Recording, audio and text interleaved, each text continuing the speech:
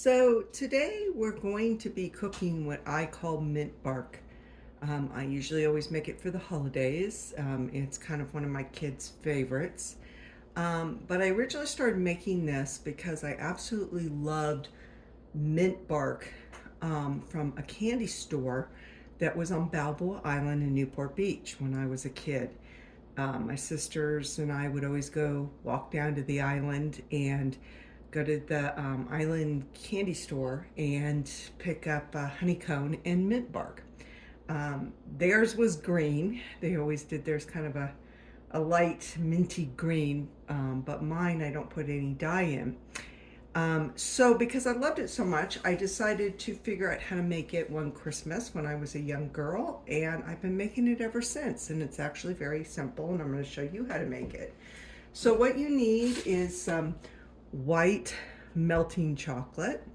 I am not going to be melting it in this container like some people do because chocolate is very sensitive to heat and you don't want to overcook it. It's very easy to burn regular chocolate. This is white chocolate. It's a different consistency. But you have to be careful with chocolate because you never want to put it straight on the burner or really in the microwave. It just kind of ruins its consistency. And I'll show you what you do use. The other thing you want to do is get some peppermint oil or mint oil. I usually get this like at Michael's in their chocolate section.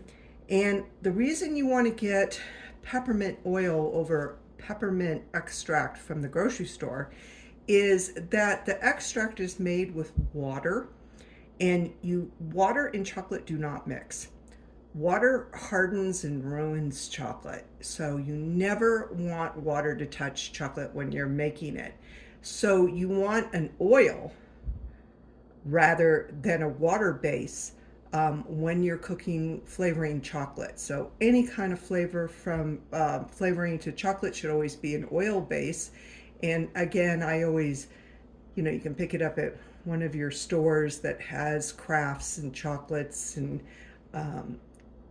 where you get your decorating stuff for your cake and stuff is usually where you can find oil. So I use peppermint oil, and you only need a tiny bit. See, that small bottle could last me for years.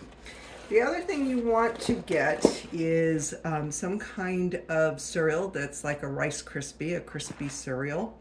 I have a gluten-free brand here because I'm gluten-free.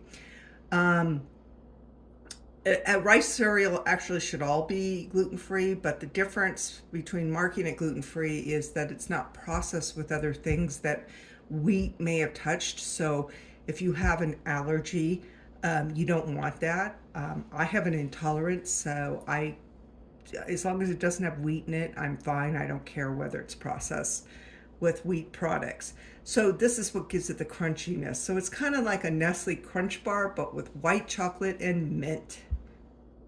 So again, water. You don't want water to touch your chocolate. It ruins chocolate. And so you should always cook chocolate, whether it's white chocolate or dark chocolate, so it doesn't get overcooked or burned in a double broiler. Now, I don't own a double broiler. I always just kind of makeshift one. And so what you want to do is you want to put in, you can see I've got water in this, and I have about an inch of water. And I'm going to take a smaller pan and just put it on top. And this is where I'm going to put my chocolate. And so I'm going to cook it like a medium heat, and the water heats up down here and melts the chocolate. So you should never put any kind of chocolate product straight on the burner. It will burn it and overcook it and ruin your chocolate. So let's go ahead and heat this up. Okay, so I have my water on a high heat. I'm going to bring it to a boil, and then I'm going to turn it down. You don't need a real high heat to melt chocolate. It has a low melting point. I have a pound of white chocolate, melting chocolate, that you can get at the grocery store in the baking. I actually am going to be doing 2 pounds today, and so I'm making 2 batches. So I'm gonna let this sit here for a little bit, and once it starts to, I see it starting to melt, then I know my temperature is good, and I'm gonna turn down the heat so my water isn't boiling too much. Again, you can overcook chocolate very easily, and especially, you know, regular chocolate. This is white chocolate. Um, but regular chocolate you can burn very easily, and it gets this like very thick, non-viscous texture to it when it's being overcooked. It doesn't have that silky smoothness to the viscosity of it. So I can see that I'm starting to melt, so I'm going to turn this down to more of a medium heat. Occasionally I'm going to lift this up because it's boiling and there's steam collecting in there, and you know, I don't want to build up too much pressure in there. So you want to make sure that you stir it somewhat so it's not again getting burnt. And stirring also helps melt it. Get yourself a baking spatula. That will really help you get it off the edges, and you know, it just stirs better than a spoon will when it comes to chocolate. And as you can see, it's melting pretty quick. I'm even going to turn down my heat a little bit more. So it's melting pretty quickly.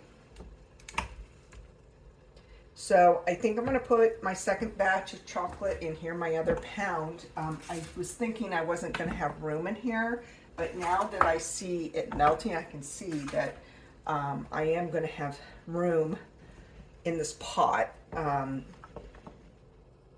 because I decided at the last minute to double my recipe to 2 pounds.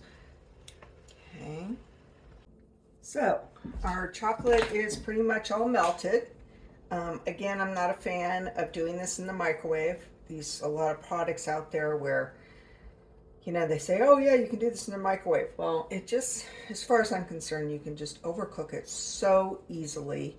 You know, everybody's microwave is different when it's in its intensity.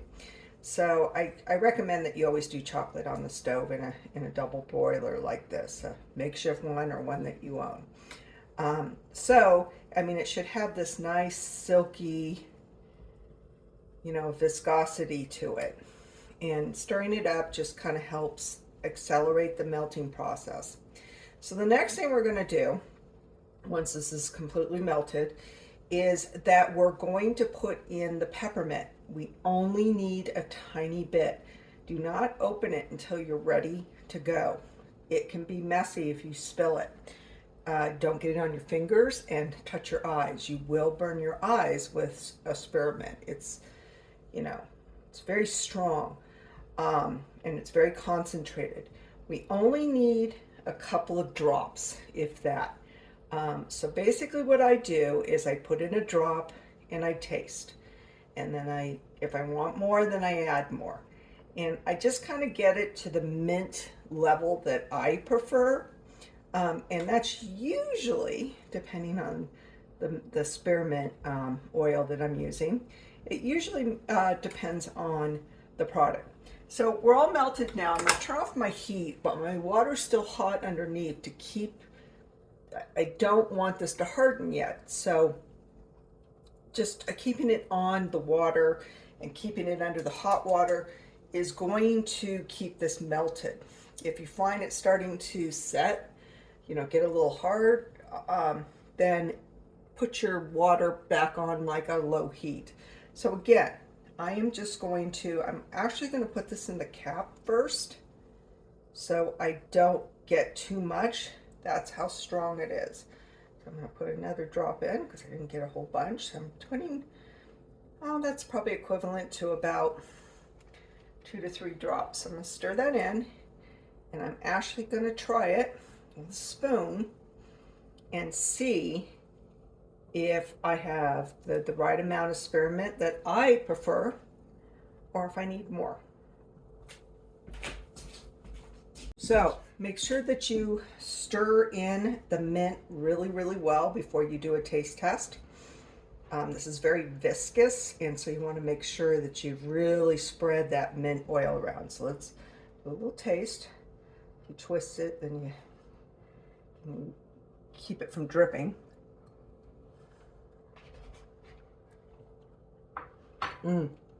It's actually really good, but I think I might just put in maybe just a little bit more. I just like mine really minty, but I would recommend about 2 to 3 drops at the most.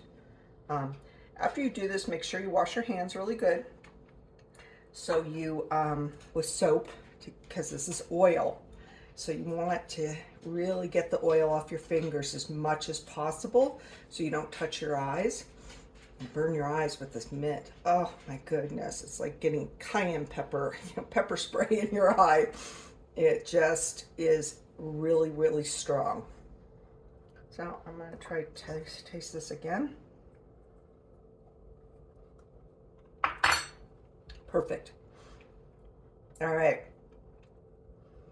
So the next thing we're going to do is put in the Rice Krispie type cereal. Okay, so I'm going to start with a cup of it, and I'm just going to put in a little, stir it up, put in a little bit more. And if you like it real crispy, I mean, you can use some more, but I'm using 2 pounds. And so, a cup should be good with the 2 pounds, or a half a cup per pound. It's all kind of by taste and, what you like and what cereal you buy. This particular cereal, the pieces are really small, these little Rice Crisps, and they're a lot smaller than the name brand. And so, a little bit more goes a long way. So as you can see, it has quite a bit in there.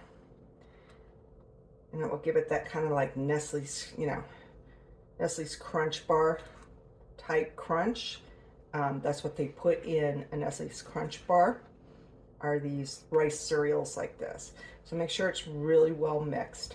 So I think a cup will do us for 2 pounds. All right, so I have taken a roasting pan, or you can use a cookie sheet if you want. But I like using a roasting pan because then I can go right up to the edges, and it kind of gives a nice edge to my candy. I have it lined with some wax paper. And so when I pull my chocolate off the water pot, make sure that you wipe down the bottom so it doesn't drip into the chocolate as you put it in. So what's nice about this pot, it has a little, the spigot thing on the side, so it's easier to pour out. It's another reason why I wanted you to use a baking spatula, is that you're able to scrape the chocolate out. So you want to get it all out. And as you can see, it's got a nice consistency. I kept it over that hot water and it kept it melted. Especially regular chocolate, it can set very quickly. So you want to keep it over the warm water to keep it melted. Let me get it all out of there. Every little wonderful morsel. This is my favorite. I love making this every year. Okay, and then you're going to spread it out. So you want maybe, about 1/4 of an inch to 1/8 of an inch, 1/8 of an inch to 1/4 of an inch in your thickness. But you want it as even as possible. And what you're going to do is you're going to get this set, and then once it's set, you're going to pull it out and you're going to break it apart. So you can put it in like your packages that you give people when we make cookies and sweets for Christmas, and we give them to our neighbors and stuff. It's what I've made this for quite a bit over the years, along with other things. So just make sure it's just as even as possible. It doesn't have to be perfect. Okay. All right. There you go. So the chocolate's, got a warm consistency to it right now. And what I'm going to do is you want to keep it as flat as possible because if you tilt it, the chocolate's all going to go in one direction. So what I do is I put it in the freezer, or you can put it in the refrigerator, and it will actually set it very quickly. And so I have a deep freezer that I make a level surface in, and I put it in there because it's a pretty big pan. And if you aren't able to put it in your freezer, especially a side by side, it's a side by side refrigerator. It's hard to put this in there. You can put it in the refrigerator if you can. Or you can just let it sit and get hardened up on the counter in a nice cool spot. But again, you want it to be as flat as possible. Once this is completely hardened, we're going to break it apart. One other thing, before I put it in the refrigerator or freezer, I'm gonna let it cool a bit because it's still pretty warm. So I'm just gonna let it sit here for about 10 minutes, 10 to 15 minutes before I put it in the freezer or refrigerator. So make sure before you put this away, the peppermint oil, that you really tighten this top well. Wipe it down, make sure that there's none there, because I've actually had these open up inside my where I keep it, and the aroma, my house smelled like mint for months, and it was a really hard cleanup. So you can also put it in like a snack bag, but remember, keep it upright. This is like essential oil, and so if you were to spill like an essential oil in your household or get it on your hands and your eyes, it's that kind of thing. It's the same thing. Okay, so it's been in the refrigerator for probably a half an hour. As you can see, it's all solid now. So you put it on your pan. And, I mean, if it's still a little soft, put it back in. But basically, you just, put your hand under here, and one under here and one on top, and just force it to break. You can just break it up into pieces. They don't have to be nice pieces, just into serving size pieces that you are going to give your guests or put on some kind of platter. And mint bark. It is so good. See all the crunchiness in there? Mmm.